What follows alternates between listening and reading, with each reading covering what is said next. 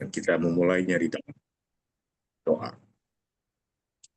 Bapak Surgawi, kami mengucap syukur Tuhan pada pagi hari ini. Kami berterima kasih oleh karena hingga hari ini Tuhan menuntun kami, menolong kami, memberkati kami, dan Tuhan memberikan kami selalu pengharapan-pengharapan yang luar biasa di dalam kami boleh melayani Tuhan. Di dalam kehidupan kami pribadi lepas pribadi, kami tidak henti-hentinya mengucap syukur oleh karena Tuhan telah menunjukkan kasih setianya kepada kami. Kami juga berterima kasih hingga hari ini oleh karena semua hal di dalam kehidupan kami, Tuhan hadir, Tuhan ada. Ketika kami mengalami kesedihan, Tuhan datang untuk menghibur kami. Ketika kami mengalami kebuntuan di dalam cara berpikir kami, memahami akan kehidupan kami, Engkau membuka pintu dan Engkau memasukkan terang-Mu yang ajaib, sehingga kami memperoleh terang dalam Tuhan. Terima kasih Tuhan, pagi hari ini kami juga percaya Engkau telah memberkati hamba-hamba-Mu yang berkumpul di Zoom pada pagi hari ini, karena kasih Tuhan cukup untuk kami semua dan tidak terbatas oleh ruang dan waktu. Dan kami mengucap terima kasih atas semua hal yang telah Tuhan nyatakan dalam kehidupan kami. Bila sebentar kami akan mendengarkan kembali kebenaran firman Tuhan, Tuhan tolong kami. Berikan hikmat-Mu yang datang dari sorga, supaya kami memahami dengan jelas apa yang menjadi maksud Tuhan. Meskipun seringkali kami menerangkannya tidak mampu dipahami, tetapi kami percaya bahwa Roh Kudus akan menjelaskan lebih dalam sesuai dengan keperluan kami, kebutuhan kami, dan sesuai dengan kemampuan kami di dalam kami memahami kebenaran firman Tuhan. Berbicaralah kepada kami ya Tuhan, melalui firman-Mu dan melalui Roh Kudus, sehingga kami boleh bertumbuh di dalam Tuhan dan berbuah sesuai dengan kehendak. Dalam nama Anakmu yang kudus Tuhan kami Yesus Kristus, kami sudah berdoa. Haleluya. Amin. Amin. Shalom Bapak dan Ibu. Pagi hari ini Shalom Pak, shalom. Belajar akan firman Tuhan. Hari bulan ini, hari keempat di dalam bulan bulan Agustus, di mana bulan ini adalah bulan yang sangat istimewa bagi kita orang Indonesia, ya, yang tinggal di Indonesia. Semua lingkungan kita bersolek, ada banyak sekali perubahan-perubahan dan warna merah putih muncul di mana-mana, lampu-lampu hias dan penjor-penjor juga bertebaran di mana-mana, bendera-bendera kecil, semua berlomba-lomba menghias lingkungannya sesuai dengan tema bulan ini. Dan saya yakin juga KFI pada hari ini juga ikut memperingati bersama melalui tema yang luar biasa pada hari ini, yang menunjukkan satu sifat Allah, yaitu Allah yang perkasa. Allah yang perkasa. Saya akan membacanya setelah saya mempelajari bagian ini. Saya ambil bagian di dalam Yesaya pasal 9. Yesaya pasal 9. Meskipun ayat ini, bagian ini seringkali dikotbahkan atau dimunculkan pada bulan Desember menjelang Natal, ya. Makanya saya agak seliptang tadi tentang bulan ini, karena biasanya para pengkhotbah di bulan Desember mengambil bagian dari ayat ini, dan pada pagi hari ini saya mengambil juga ayat ini sebagai dasar dari mengapa Allah kita layak disebut sebagai Allah yang perkasa. Yesaya pasal yang pertama, ayat 1 hingga ayat yang ke-7. Saya akan membacakannya buat kita semua. Tetapi tidak selamanya akan ada kesuraman untuk negeri yang terhimpit itu. Kalau dahulu Tuhan merendahkan tanah Zebulon dan tanah Naftali, maka di kemudian hari Ia akan muliakan jalan ke laut, daerah seberang sungai Yordan, wilayah-wilayah bangsa-bangsa lain. Bangsa yang berjalan di dalam kegelapan telah melihat terang yang besar. Mereka yang diam di negeri kekelaman, atasnya terang telah bersinar. Engkau telah menimbulkan banyak sorak-sorak dan sukacita yang besar. Mereka yang telah bersukacita di hadapanmu, seperti sukacita di waktu panen, seperti orang yang bersorak-sorak di waktu membagi-bagi carahan. Sebab kuk yang menekannya dan gandar yang di atas bahunya, serta tongkat si penindas telah kau patahkan, seperti pada hari kekalahan Midian. Sebab setiap sepatu tentara yang berderap-derap dan setiap jubah yang berlumuran darah akan menjadi umpan api. Sebab seorang telah lahir untuk kita, seorang telah diberikan untuk kita, seorang putra telah diberikan untuk kita. Lambang pemerintahan ada di atas bahunya, dan namanya disebutkan orang, penasihat ajaib, Allah perkasa, Bapa yang kekal, Raja damai. Besar kekuasaannya dan damai sejahtera tidak akan berkesudahan di atas takhta Daud dan di dalam kerajaannya, karena ia mendasarkan dan mengokohkannya dengan keadilan dan kebenaran dari sekarang sampai selama-lamanya. Kecemburuan Tuhan semesta alam akan melakukan hal ini. Di dalam penafsiran, ayat ini mengacu kepada Tuhan kita, Yesus Kristus. Salah satu gelarnya dikatakan di situ adalah Allah yang perkasa. Dan kita semua sudah tahu bahwa Allah yang perkasa diambil dari bahasa Yunani, disebut bahasa Ibrani dengan istilah El Gibor. El Gibor ditujukan kepada Allah yang adalah pahlawan, Allah yang adalah perkasa. Dan kata Allah yang perkasa dan Allah yang Maha Kuasa memiliki dimensi yang berbeda. Kalau kita melihat ada El Shaddai, El Shaddai, Allah yang Maha Kuasa. Tapi di sini dikatakan Allah El Gibor, Allah yang perkasa. Dan kata perkasa atau kata El Gibor ini ditujukan kepada para pahlawan negara yang telah berperang dan memperoleh kemenangan. Nah, Allah kita disebut sebagai El Gibor karena dia telah berperang dan dia telah menang. Jadi bagian ini merupakan sifat dari Allah, karakter Allah yang luar biasa, bahwa dia adalah Allah kita, Allah yang El Gibor, Allah yang perkasa. Dan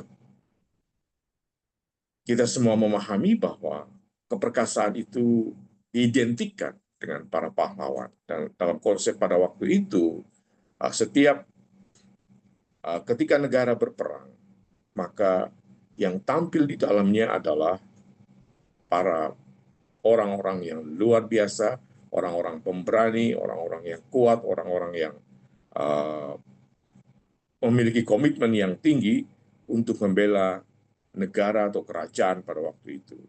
Dan ketika mereka pulang, hanya dua kemungkinan, mereka pulang nama atau pulang dalam keadaan hidup.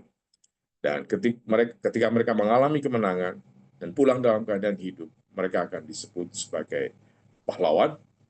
Dan kemudian mereka yang meninggal di peperangan disebut anumerta. Ya, anumerta. Begitu kalau tidak salah. Ya. Nah, Bapak dan Ibu, apa yang dapat kita pelajari ketika kita menyebut Allah itu adalah Allah yang perkasa. Allah kita itu adalah Allah El Gibor. Di dalam konteks ini, Allah yang perkasa ya adalah Allah yang pahlawan yang memperoleh kemenangan.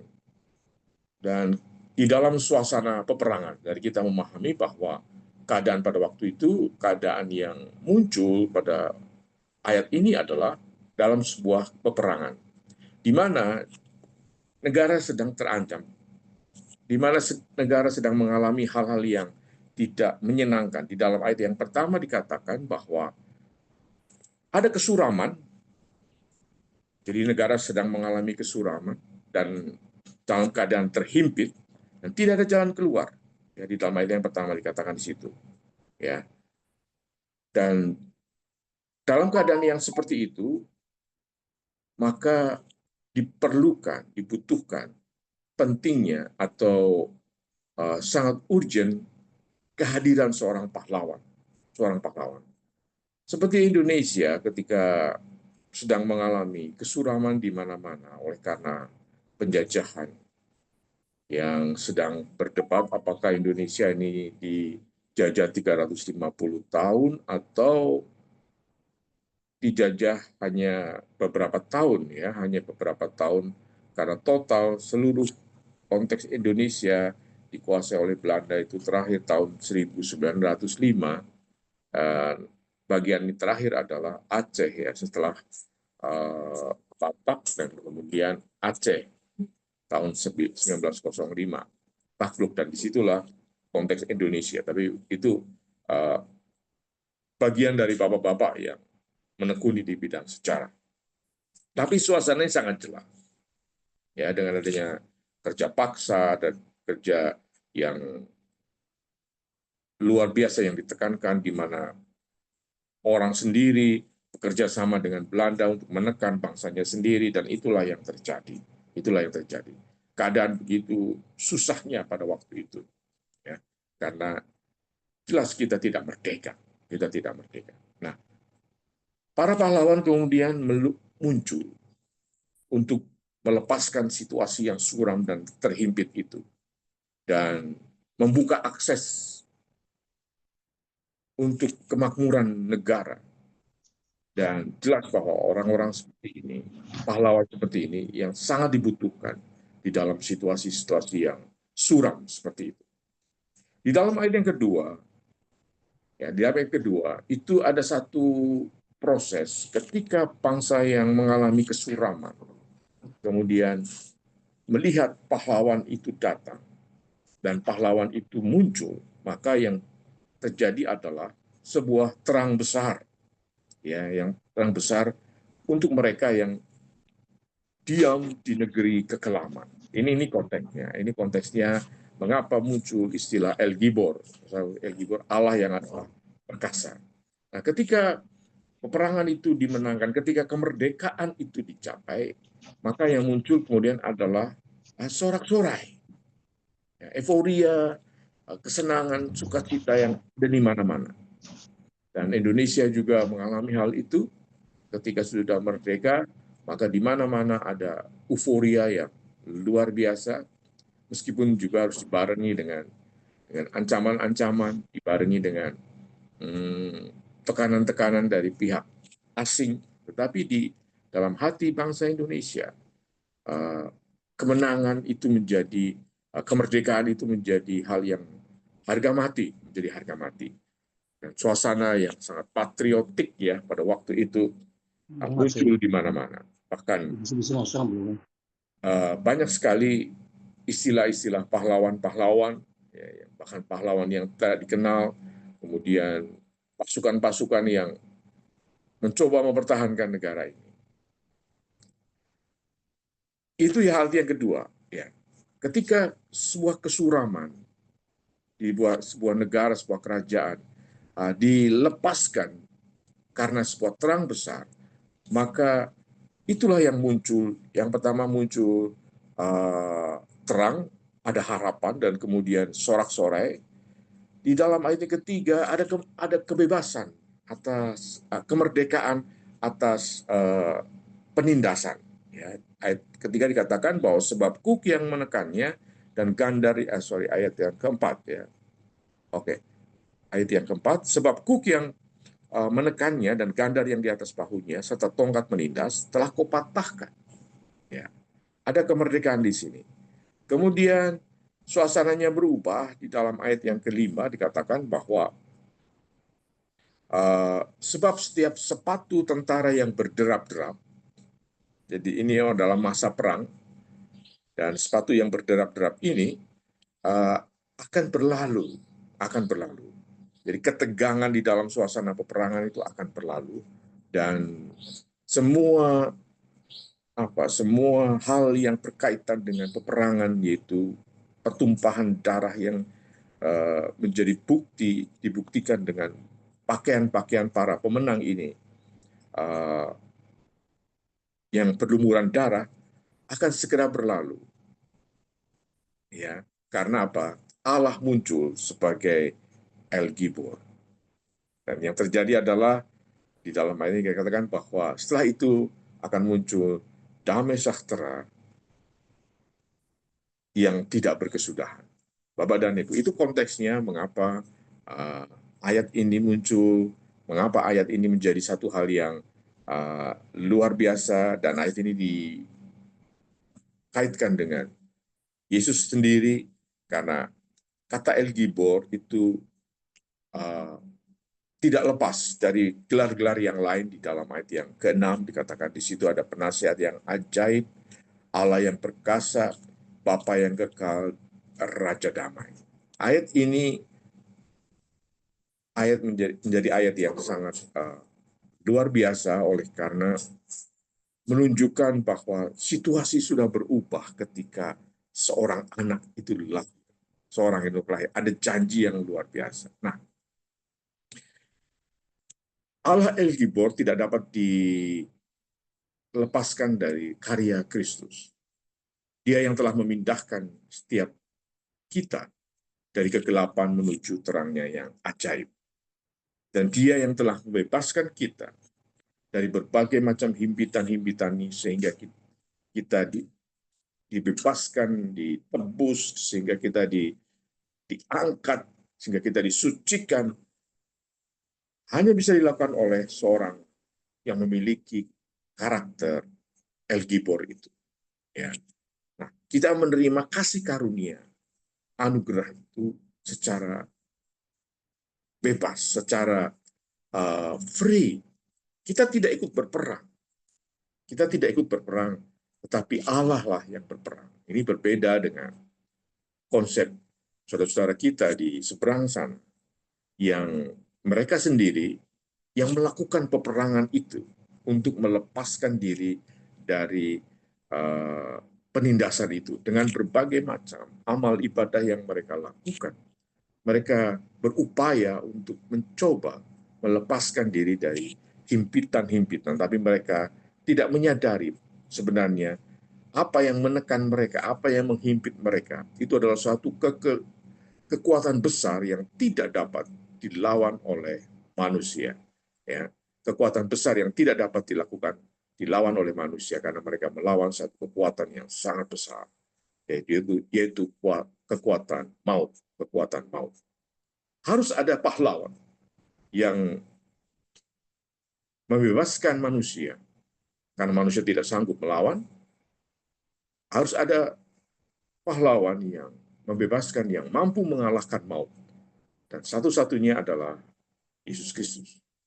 Bagaimana di dalam kayu salib, meskipun dia harus mati di kayu salib, walaupun dia harus diturunkan dari kayu, ditaruh di dalam kubur, tetapi di hari yang ketiga dia bangkit untuk membebaskan umat manusia.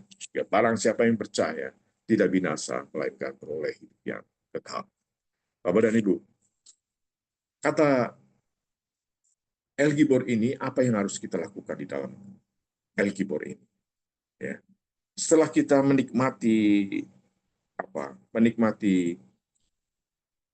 kemenangan ini, ayat ini mengatakan bahwa yang pertama, ya, gaya hidup yang menunjukkan bahwa kita mempercayai Allah yang perkasa adalah kita hidup di dalam pengharapan.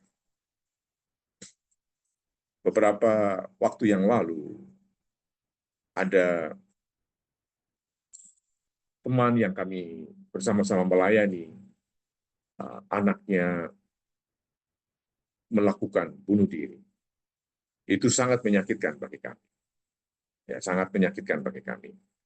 Karena beliau melayani bersama-sama dengan kami. Dan pada suatu pagi, saya masih ingat, Senin pagi juga, di Senin pagi, jam 1:30, anak ini menghabisi nyawanya karena dia tidak memiliki pengharap. Dia tidak memiliki pengharap. Dia merasa bahwa hidupnya ini sia-sia. Sehingga dia mengakhiri hidupnya karena dia masalah yang sederhana. Diputus oleh pacarnya. Diputus oleh pacarnya dan kemudian dia melakukan bunuh diri. Mungkin secara literal kita tidak pernah uh, melakukan bunuh diri itu secara fisik. Tetapi seringkali secara mentali kita melakukan bunuh diri dengan apa? Dengan tidak melakukan apa-apa di dalam pelayanan. Kita melakukan bunuh diri di dalam pelayanan karena kita merasa bahwa kita tidak memiliki pengharapan di dalam pelayanan ini dan kita tidak melihat terang yang besar. Kita putus asa di dalam pelayanan. Kita lemah di dalam pelayanan. Kita terhimpit di dalam pelayanan. Kita suram di dalam pelayanan oleh karena kita tidak memiliki terang yang besar itu. Bapak dan Ibu, di dalam pelayanan yang sangat dinamika dan terutama di Indonesia dengan resistensi masyarakat yang sangat tidak menyukai kasus di Sukabumi, kasus di Padang, kasus di Bogor kalau tidak salah, itu semua menunjukkan bahwa ada tekanan-tekanan yang luar biasa kepada orang Kristen, ada kristofobia yang sedang melanda di negara kita, di negara kita. Dan tidak bisa ditebak munculnya di mana dan kapan, karena itu sudah menjadi semacam gejala yang sudah mendasari di negara kita dan bisa muncul di mana-mana. Terakhir saya mendengar ada di Kalimantan Tengah, ya, ada sebuah daerah menolak gereja berdiri. Nah, bagaimana sikap kita dengan situasi yang seperti ini? Bahkan di dalam ladang-ladang penginjilan seperti yang sedang kami lakukan di Kabupaten Banyumas ini untuk suku Banyumasan, persentase orang yang bertobat, persentase orang yang datang kepada Tuhan bisa dihitung dengan jari sebelah, jari tangan sebelah saja di dalam satu tahunnya. Bahkan seringkali kosong kami saya, ya, tidak ada petobatan di dalam satu tahun yang orang suku asli Banyumas. Nah, ini seringkali membuat situasi-situasi seperti ini kita merasa terhimpit, kita merasa suram, ya, merasa suram. Bukan hanya dalam sisi pelayanan, karena itu akan berdampak kepada kehidupan kita. Apakah kita mau bertahan di dalam situasi yang suram dan terhimpit ini? Nah, bagi kita yang tidak kuat menghadapinya, maka kita akan segera undur dari pelayanan. Kita membunuh diri kita untuk tidak mau bertahan di dalam situasi yang sulit ini. Situasi sulit ini. Dan kemudian tidak banyak yang tidak mau untuk melayani lagi, menghentikan aktivitasnya di dalam pelayanan, menghentikan kehidupannya di dalam pelayanan. Dalam pengalaman saya, ketika Tuhan panggil tahun 2000, secara khusus untuk suku Banyumasan dalam tahun 2008 awal-awal, kemudian mengkristal hingga 2015, hingga saat ini, saya telah melewati masa-masa yang suram dan masa-masa yang himpit ini, dan keputusasaan. Tetapi dengan secerca harapan bahwa janji Tuhan tidak akan pernah muncul. Janji Tuhan tidak akan pernah terbit kalau kita tidak mengimaninya. Salah satu janji Tuhan yang saya pegang pada waktu itu adalah Tuhan menghendaki semua orang untuk datang kepada Dia, termasuk suku Banyumasan yang kami layani. Kami melayani secara independen. Kami tidak bergantung kepada sebuah lembaga yang memang khusus dalam lembaga pelayanan, tidak. Karena kami tahu bahwa ketika kami bergantung dengan sebuah lembaga, maka lembaga itu akan mensupport kami dan kemudian mereka akan menuntut laporan-laporan, kemudian menuntut jumlah jiwa yang harus dimenangkan, dan itu kadang-kadang kalau saya melihat banyak sekali teman-teman yang tidak jujur di dalam pelayanan seperti ini, karena pelayanan di suku Banyumas lebih banyak ditekankan kepada bertahan dan kehadiran di dalam bertahan untuk melayani di daerah sini, di daerah ini.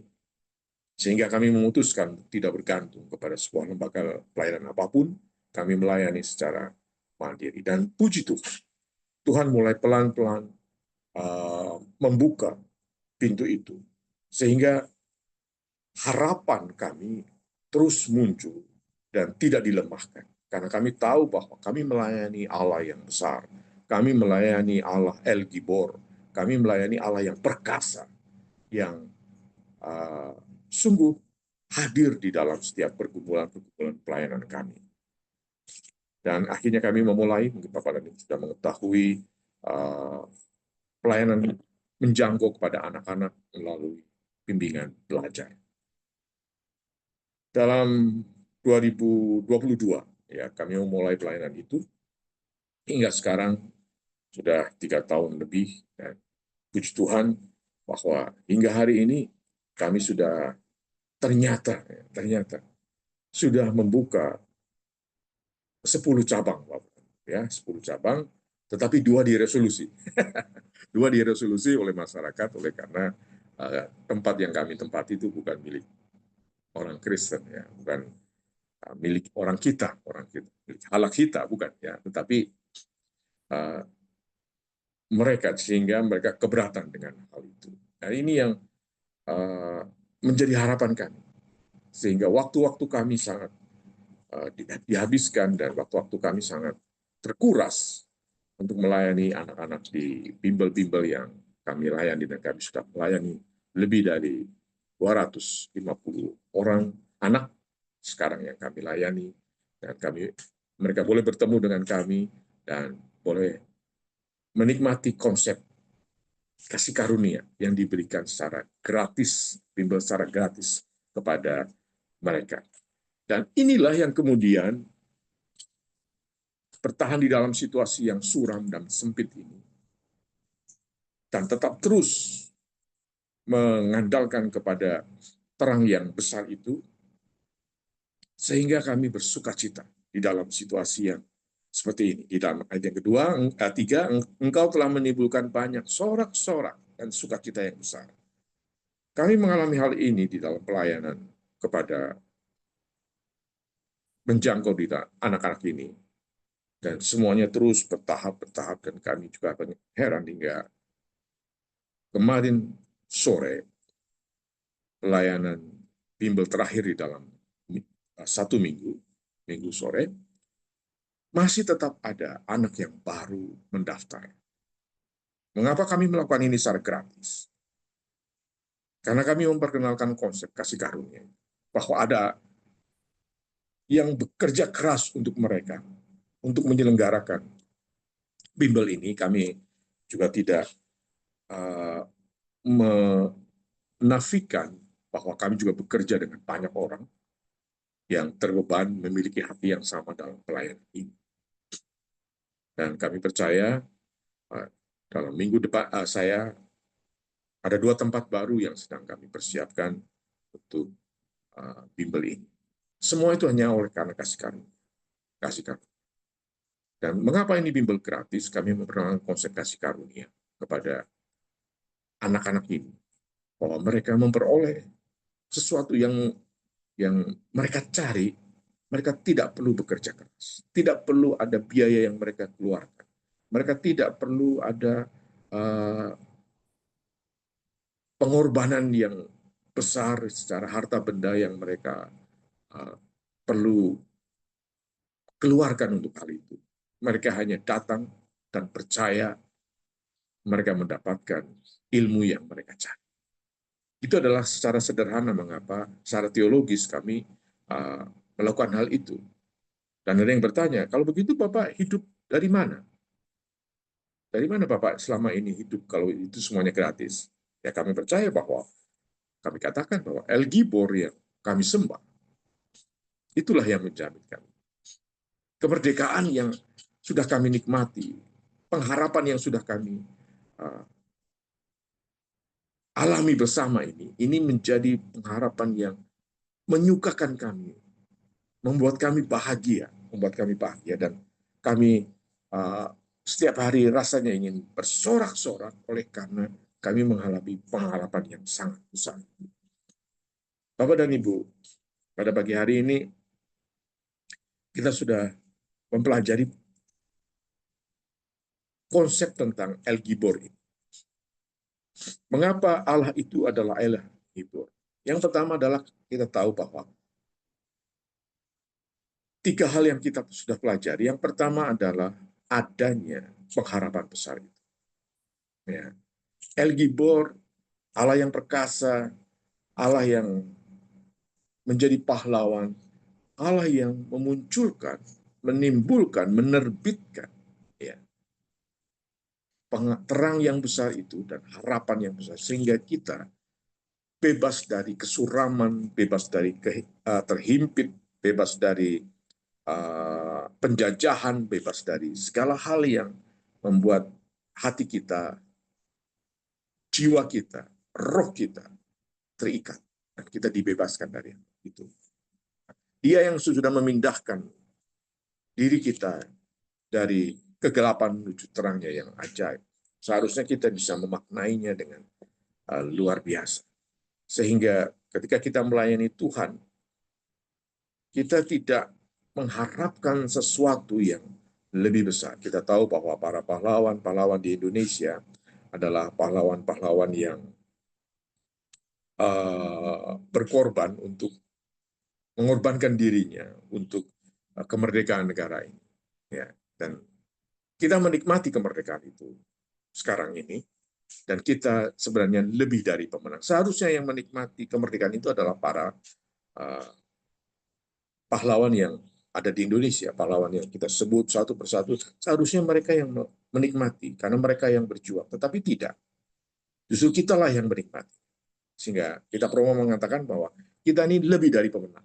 Kita ini lebih dari pemenang, karena kita menikmati tanpa harus berkorban untuk itu. Ya. Kita tahu bahwa ada begitu banyak pahlawan-pahlawan yang berperang. Kalau kami di Jawa, pahlawan yang sangat kami idolakan adalah Pangeran Diponegoro, karena Pangeran Diponegoro betul-betul, walaupun dia secara lokal melawan Belanda, ya, dan telah membebaskan banyak orang.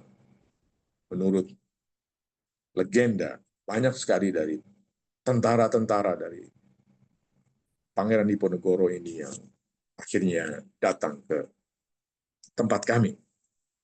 Itu legenda saja, Bapak. Ya. Nah, itu yang pertama, bahwa ketika Allah yang adalah perkasa, itu Allah yang membebaskan kita dari kegelapan, dan Allah yang menimbulkan pengharapan. Kemudian yang kedua yang kita pelajari adalah Allah yang memunculkan sukacita. Sukacita.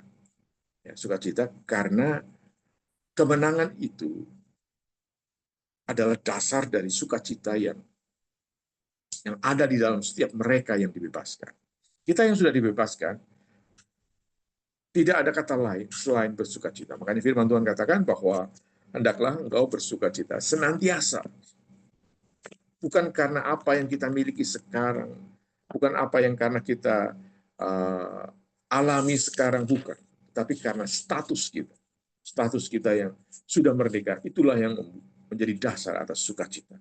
Meskipun kita bergumul setiap hari, meskipun kita harus bergumul apa yang kita makan, apa yang kita minum, kita pakai, tetapi pahlawan itu telah menjamin bahwa kita tidak perlu khawatir tentang hal itu, karena kita sudah dimerdekakan, kita sudah dibebaskan dari segala macam keterikatan dan keterhimpitan.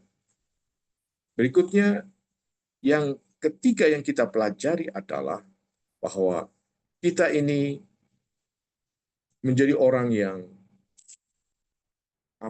menjadi orang yang penuh dengan semangat oleh karena tidak ada lagi hambatan di dalam kita mengikut Kristus. Yang pertama adalah tidak ada lagi kuk yang menekan kita, ya, tidak ada lagi kuk yang menekan kita, dan tidak ada lagi uh, gandar, ya, dikatakan di sini di dalam ayat yang keempat, tidak ada gandar di atas bahu kita dan tongkat penindas sudah tidak ada lagi.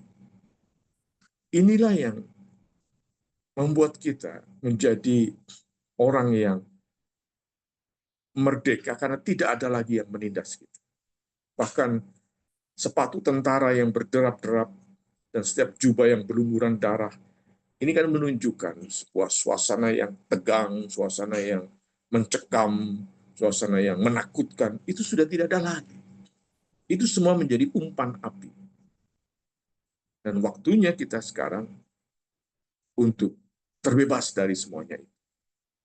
Kita terus berpengharapan besar, kita terus bersorak-sorak, mengalami kemenangan, dan kita mengalami kelegaan yang luar biasa.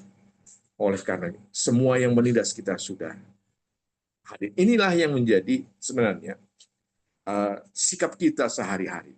Ya, sikap kita sehari-hari. Kalau misalnya ada yang kita yang mengeluh satu sama lain, oke lah. Ya, tapi keluhan itu sebenarnya tidak berarti oleh karena apa? Kalau kita mengeluh, kita sama saja dengan dunia yang penuh dengan keluhan. Bangsa Israel mengeluh di padang gurun, Tuhan hajar. Ya. Bersungut-sungut, Tuhan hajar. Mereka memberontak, Tuhan hajar. Oleh karena tidak layak. Seorang yang mengalami kemenangan ini harus bersungut-sungut, harus mengalami mengomel oleh karena situasi dan keadaan. Sama sekali tidak menunjukkan bahwa Allah kita adalah Allah El Gibor. Ya, Allah kita adalah El Gibor. Kita tidak perlu lagi mengalami hal yang mencekam, hal yang menakutkan, karena Allah yang pemenang itu telah membebaskan kita dari situasi yang yang mencekam itu. Meskipun kita juga terluka oleh karena peperangan ini, kita harus mengalami hal-hal yang kurang enak di dalam peperangan ini. Ya, tetapi itu sudah lewat. Sudah waktunya berdamai. Sudah waktunya mengampuni. Sudah waktunya untuk berdamai dengan semua orang. Tidak perlu bertikai, bertengkar, dan untuk kasus di Indonesia yang setelah merdeka ternyata mereka bukan bekerja untuk kepentingan rakyat, tapi justru menguras uang rakyat untuk diri mereka sendiri. Itu juga tidak benar ya Bapak dan Ibu ya.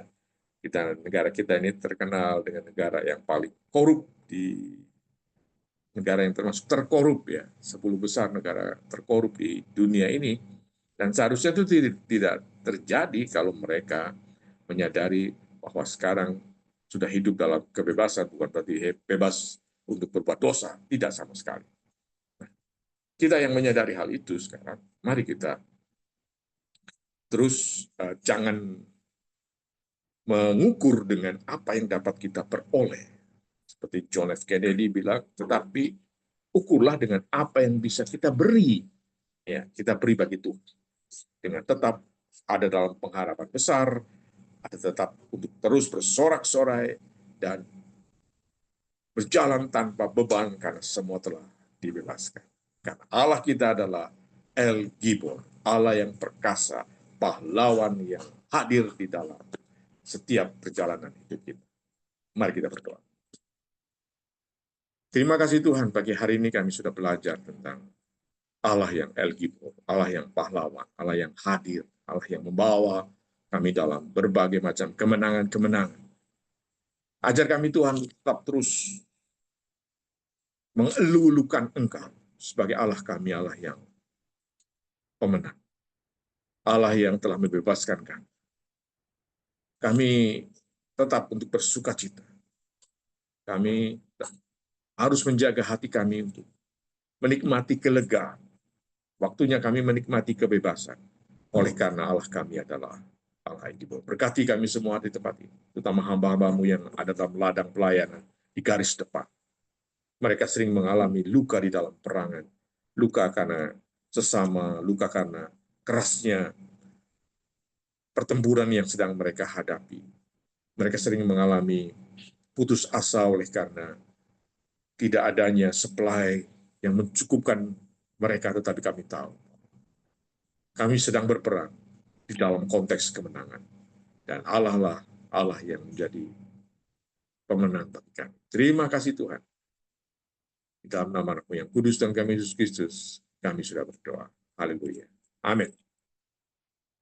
Saya kembalikan para flash.